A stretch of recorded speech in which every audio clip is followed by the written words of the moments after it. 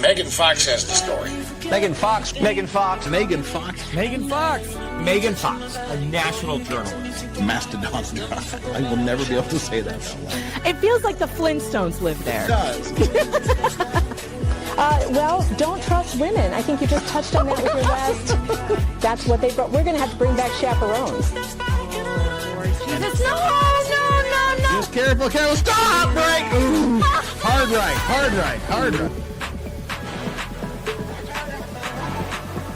How did you screw up a stone, Megan? You're a woman. I thought that was baked into you, like at the genetic level, how to operate kitchen equipment. And honestly, Megan, if you don't like it, I'm sorry. I've been very nice to you. You get Dino hanging out outside chewing on a large bone.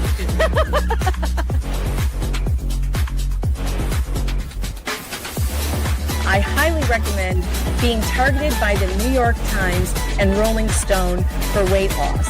And I'd say, keep it coming. I need to lose 20 more. Please, keep it coming.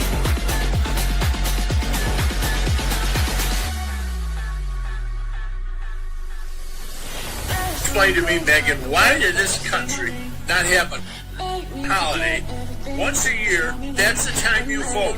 If you don't show up and vote, up your ass. You don't get another chance. You don't get, I don't care if you're in the hospital. Crawl to the stake, crawl there. But that's it. One day, 12 hours, and then you're done. And you count them that day, and that night you know who the hell won. I will eat you alive. You want to tangle? You want to go? The only thing going through my head is, what are you going to do when Megan Fox runs wild on you, brother? He made a deal with the devil. She's the devil. He wants that. Oh, God. Gross! Oh! All right, penalty box for slug. Yep. Of a mile. Are you ready to behave yourself now, slug? This frustrating rep. Are you ready to behave yourself? Repossessed puppies? I'm hiding pork chop! ASAP! Have you seen his little pork chop? Oh my god, pork chop is the cutest. That sounds bad. Have you seen it? Pork. It's pork.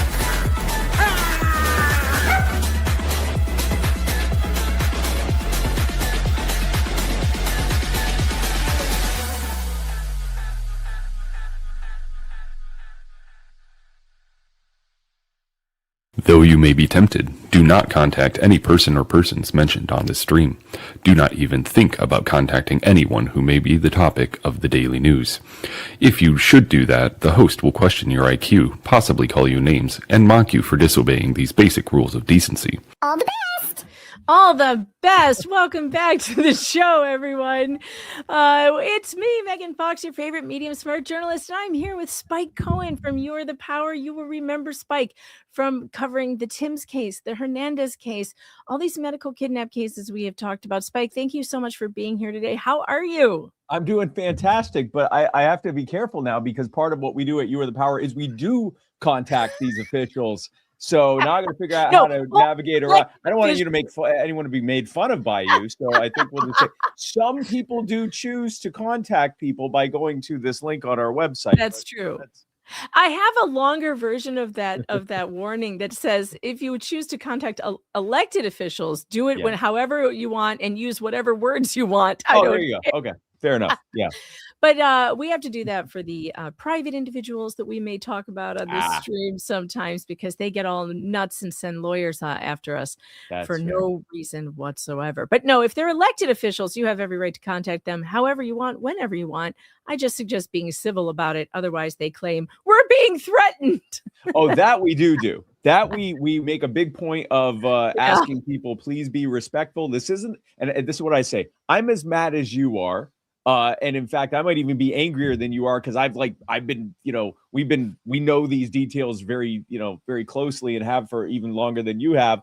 So I'm at least as angry as you are, but it's not about how I feel about it or how you feel about it. It's about getting justice for the people that we're getting justice for. And the best way to do that is to reach them respectfully. But I like your way of doing it. If you even contact them, I will make fun of you.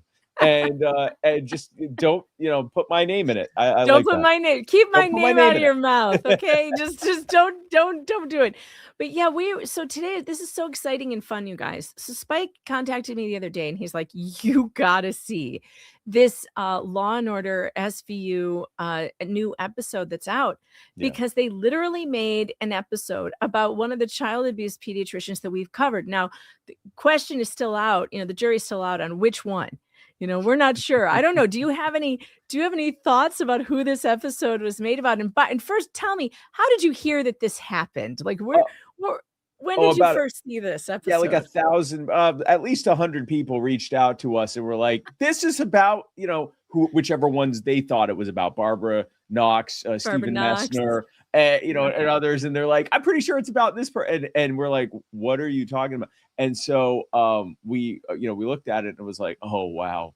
And it's it might be a hodgepodge of different ones, but when you watch it, it seems like it's pretty clear that at the very least they made a collection, made kind of a prototype. I personally think it's one of them, and I suspect most people will come to the same conclusion as me as they watch it. So I'll leave it to them. I cannot wait. So here's the deal. Here's what we're going to do, because YouTube is really hanky about anything that's on television, and they will hit us with a copyright. We won't be able to watch it without interruption. So I have a stream going right now on Rumble. The same live stream is happening on Rumble. So when we decide to push play on the Law and Order episode, we will be over on Rumble, which I have pinned to the top of the chat. If you're on the replay, go to the description of this video. The Rumble link is right there in the description. Just hop right on over there and you will be able to watch the episode with us.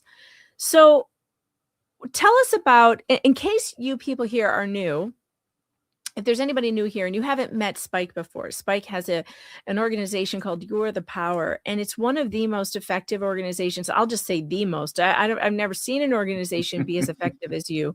Yeah. I really haven't. And I don't know if it's because you hate the government so much or what. You seem to have a really good handle on how to make these people relent when you're talking about false allegations through CPS, false allegations through the police against parents of sick children whose children have bone disorders or underlying conditions and they're being accused of abuse. You have a really good track record of helping these families, most of whom are weirdly in Georgia. What is going on in Georgia, Spike? Yeah, so let me take a step back. For those who don't know, You Are the Power. We protect people against abuse by abusive local and state level government officials and agencies.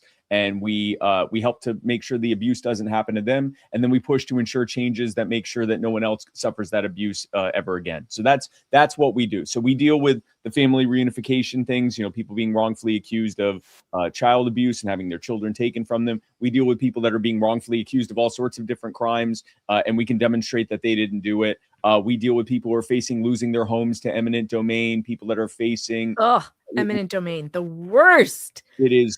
If property taxes weren't enough, sometimes they go, actually, no, we'll just take the whole house. And so we're fighting that. Yeah. We've been very effective on that. We fight against, we've helped charities who were being threatened with arrest for the terrible crime of helping people get back on their feet. We've done just like a host of ridiculous. We stopped. Why does the government hate us so much? Well, so what they do is, what it comes down to is, if there's a way that they can convince you that they need your taxpayer money to solve a problem, and then someone else is just like doing it and it doesn't cost the taxpayers anything, well, that looks bad for their record, right? Like that's bad competition. Sure. You don't want competition that doesn't cost the taxpayer anything. And so that's why they go after the charities. And in each of these cases, it boils down to the same thing. They're not treating us like human beings. They're treating us like political opportunities, something that they can, just a thing that's, temporarily holding something that actually belongs to them, an obstacle in the way of some greater goal they're trying to achieve. But what they're not doing is treating us the same way they'd want for us to treat them, which is as a human being. And that boils down to what we call the principle of human respect. When people are not, if we ever treated the government the way they treat us, we'd have tanks on our lawn. And yeah, absolutely. And it boils down to our underlying principle behind everything we do. When people aren't being treated like human beings, then these are the terrible things that happen. And the problem is government can do it at scale under the color of law and without any accountability. So it's just as bad if a 2-bit total thug does it to immunity. you. It's Yeah, incredible. exactly. So if a 2-bit thug robs you, that's terrible, but you might have a greater chance of justice. But if a 3-bit thug and the government does it to you, you got a bigger fight on your hands, and they can do it wildly at scale. It's not me mugging one person. It's a government official mugging the whole state or the whole city or the whole town. Yeah, I've been covering a case recently where a prosecutor refused to actually directed police to not uphold an out-of-state protective order for someone. Yeah. And they tried to sue him, and the court just threw it out. Just threw it out, like without even hearing the facts, without nothing. Yeah. A prosecutor can do whatever he wants. He can just Absolute pretend to be immunity. the police. Yep. He could maliciously come after you, and he just can't ever face any consequences. So we love to see when government officials or pseudo government officials, like these child abuse pediatricians, are pseudo government officials. Really, we love to see when they're held accountable. And I gotta tell you, it feels like something's turning or shifting when you have network television picking up a story like this and turning it into a TV drama. Law and Order is a very popular show. It's been a very popular show for a very long time. I can't tell you how excited I am that this is kind of getting out there now into the zeitgeist, right? Yeah, no, I'm super excited about it. And I will admit, I'm more excited about the victories we've been able to have reuniting families all across the country, in Georgia, in Florida, in Colorado, and Indiana. We're working on we got legislation passed in Georgia that all but I won't say it solved it, because now we got to make sure they actually enforce it, but it makes it significantly harder to wrongfully accuse parents of abuse, and it gives them the opportunity to it lets them know that they actually do have a right to a second opinion, and it affords them the ability to get their kids' medical records in that time, which they weren't doing. So, and we're working to get similar legislation passed in other states. So all that to say, I do think that we're starting to hit a precipice. We've had so far a 100% success rate on these on family reunifications. We've won at this point, we've won 5 for 5 or 4 for 4 in criminal courts. I can't even keep track of how many times we won, but it's been 100% in family courts. And we now have won one in a court martial where a lady who was wrongfully accused of abuse was just found not guilty of all 4 counts in a court martial. That's awesome. The chat is asking if you're on YouTube. I believe, yes, You Are the Power has a YouTube channel, correct? Yes, it is at YATP official. And then my YouTube is at literally Spike Cohen. TP official. Are there 2 O's and Y8? Oh, no, there's not 2 O's. What am I saying? Official. There we go. All right. I put it in the chat. All right. So you guys can go and visit Spike over there. And I'll tell you what, I am so excited to cover the Hernandez trial. Yeah. I know that footage is supposed to be getting out to me sometime soon. Do you know when that's coming out? I know that our friend Jeb recorded all of it in like 4K or whatever. So so he has it. I know he's been working on it, so you should be getting it sooner than later. But that trial was, we were 3 for 3 on criminal cases up until that point. And so we were shocked that they went forward. DFACS and the family court, once we got on their case, they all backed off and said there's no evidence of abuse here whatsoever, which there wasn't. There never was. And so we were shocked when they went forward with the case. You've covered like the Tim's trial, and like they're being laughed at by the jury. Like it's a farce. The jury was turning their backs on them. It was ridiculous. So the judge was trying to, keep their composure. And so we thought there's no way they're going to move forward. So when they did, we said, well, all right, we'll win again. What we didn't know was that the judge was going to do everything that they could to prevent the jury from, they weren't allowed to hear from the arresting officer who said they didn't think that they had done anything wrong. They weren't allowed to hear that DFACS in the family court had dropped things.